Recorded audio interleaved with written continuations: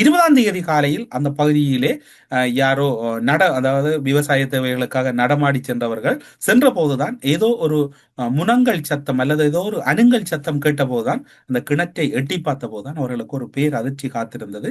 ஆம், ஒருவருடைய சத்தம் கேட்கின்றது. இன்னும் அந்த கிணற்றிலே துர்நாற்றம் வீசுகின்ற போதுதான் உடனடியாக அவர்கள் அவசர போலீஸ் சேவையை அழைத்து அந்த இடத்திலே போலீசார் வந்தபோது அந்த 19ஆம் தேதி கடத்தப்பட்ட 26 வயது மதிக்கத்தக்க கொத்தியாபுலையைச் சேர்ந்த தாய் அந்த உயிரோடு இருந்தது தெரிய வந்து உடனடியாக அவசர சிகிச்சை பிரிவுக்கு அனுமதிக்கப்பட்டு அவர் இப்போது சிகிச்சை பெற்று வருகின்றார். அவருடைய குழந்தையும் அந்த பகுதியிலே அழுது கொண்டிருந்திருக்கின்றது. அதனையும் மீட்டு பின்னர் போலீசார் எடுத்திருக்கின்றனர். இந்த கடத்தலில் ஈடுபட்ட மூவர் சதீஸ்வரன், தனோஜன், சரளியா போன்றவர்கள் கோழி திண்ட கள்ளனும் கூட நின்று உலாவுவான் என்ற போன்று இந்த விசாரணைகளுக்கு போலீசார் வருகின்ற போது கிணற்றை பார்க்கின்ற போதெல்லாம் அந்த இடத்திலே கூடவே அவர்களும் சுற்றித் திரிந்ததை பின்னர் தெரிய வந்திருக்கின்றது. அவர்களும் அந்த இடங்களிலே மக்களோடு மக்களாக எங்கு என்ன நடக்கிறது என்றெல்லாம் அவர்கள் அறிந்து கொண்டு தேடி தெரிந்ததும் அங்கு பார்க்கப்பட்டிருக்கின்றது. மக்களும் அவதானித்திருக்கிறார்கள்.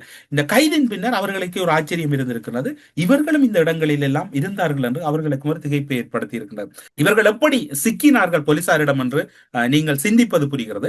மட்டக்களப்பு புடவை கடைக்கு இவர்கள் அந்த பெண், அந்த 26 வயது மதிக்கத்தக்க பெண் கடத்தப்பட்ட பின்னர் தான் இந்த விவகாரம் முழுமையாக வெளிவருகிறது.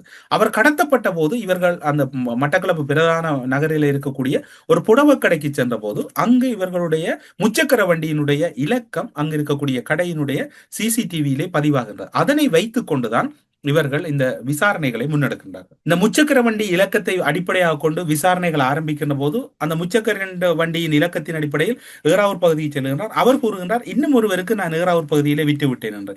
அந்த இன்னும் ஒருவரை தேடி சென்ற போது அவர்கள் கூறுகிறார்கள், இந்த முச்சக்கர வண்டி காஞ்சிரங்குடா பகுதிக்கு விற்கப்பட்டு விட்டது என்று.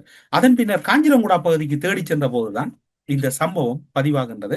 இந்த சம்பவம் கிடைக்கின்றது. இவர்கள் ஒரு மாதத்துக்கு முன்னர் முச்சக்கர வண்டியை பெற்றிருக்கின்றார்கள். அந்த பெயர் மாற்றம் முறையாக இடம்பெறாததால் அது முன்னர் யார் வாங்கியிருந்தார்களோ அவர்களுடைய பெயரில் தான் இந்த பெயர் மாற்றம் பெற்றிருக்கின்றது. கைது செய்ய பின்னர் விசாரணையில் இன்னும் ஒரு விடயம் தெரிய வந்திருக்கிறது. அந்த மயக்க மருந்தை பயன்படுத்தினார்கள் என்று கூறப்படுகிறது.